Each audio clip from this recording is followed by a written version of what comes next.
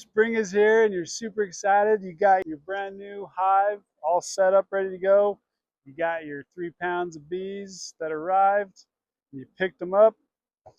Now what do? How do you install them? Let me break it down step by step. So before I get into all of this, if you want to learn more about beekeeping, you don't know where to go, you need some guidance, you want to keep healthy bees, you want to be a good steward to the bees, make sure you subscribe because we're going to be posting videos throughout the season to help guide you along every step of the way so you can be a successful beekeeper. So now let's get into the bees. First things first, I want to make sure my hive is ready to go. I have tools. I want to have my hive tool. I want to have some syrup, sugar water ready for the bees to feed them. Obviously, I got my bees. I got a candy plug or a marshmallow, whatever is recommended by the beekeeper when you get them. So now let's get our hive ready. So I'm going to set these down for a minute. I take these off, get them all set up. So now I got my hive set up. First things first, I'm just going to put some syrup in the hive. I'm going to get it all, once I dump my bees in here, the bees are going to want to be flying a little bit. They're going to be crawling all over. So get all this stuff prepped before you get your bees into the hive. So this is a 1-to-1 sugar syrup. So 1 cup water to 1 cup sugar. This is what mimics the nectar that the bees are collecting from the plants. It's going to help them. The sugar provides them. It gives them the resources to build the wax out on the frames. And I want to make sure they are well fed as they get introduced into their new hive so they can go right to work. So I'm going to actually remove a handful of frames here. I'm going to take out 4 frames. And this gives us space, so when I pour my bees in here, that they have room to come into the hive. If I just dump them on top of the frames, they'll just go spilling all over the place. I'm going to remove my queen. She's sitting right here. I'm going to take out the syrup can. And you could use the syrup to dump in your feeder, whatever's left over. Use what you got. I'm going to pull this queen out. See all the bees just all over her. They're so excited to have her around. I always want to make sure she's alive before I do anything. If she's not alive, then I better get a new one before I put the bees in. So she's marked white this year, and right now there's a cork in the queen cage. I'm going to remove that cork. Whenever I do this, I have beekeepers lose queens every year because they pull the cork out and she goes flying right away with it. So watch when she's walking away. I'm going to pull it out, put my finger on the hole.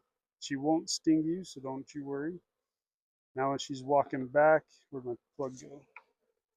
Now when she's walking opposite direction, I'm going to put that candy plug in its place. Push that in there. Now she's ready to go. Now I can put this queen, I'm going to get her prepped, get her ready into the hive here. Make sure that she's parallel, that the screen is accessible to the bees. If I put it this way and I put this all together, it's going to close her off and they won't be able to access her and feed her and take care of her. So make sure she is not blocked off. And I'm just going to fold this around. If you don't have this little metal tab, you can get some tape. Or if you have drawn comb already built out on the frames, you can just push her in onto the comb and then put her in here and she'll hold just fine. So I'm going to do this just like that. Now they're ready to go. Now you have 2 different styles of containers for the bees. One is the plastic bee bus. The other one's a wood one. This bus, I can actually open up this side door here. Makes it a little bit easier to dump the bees in. So just pop those open. So now that I got those ready to go, I just like to hit them down once just to loosen them off the sidewalls. Now I can open it up and shake them in. I'm not going to be able to get all of them out, and that's okay. I'm just going to set this in front of the hive, and they'll eventually come out and smell the pheromones that the bees are putting off and go into the hive. Now I have all those bees in there, so I just want to make sure when I put these frames in, I'm not smashing or pushing down on them. Just let them move out of the way. And because I have my queen sitting here between the frames, I'm not going to be able to fit all the frames in. So I'm going to set this one aside and I'll come back and put it in after I check on the queen. That's all you need to do. They're ready to go. They're coming right up to her right away. They smell her and they're going to work on that candy to release her out in a few days. And I'll go back and check on them.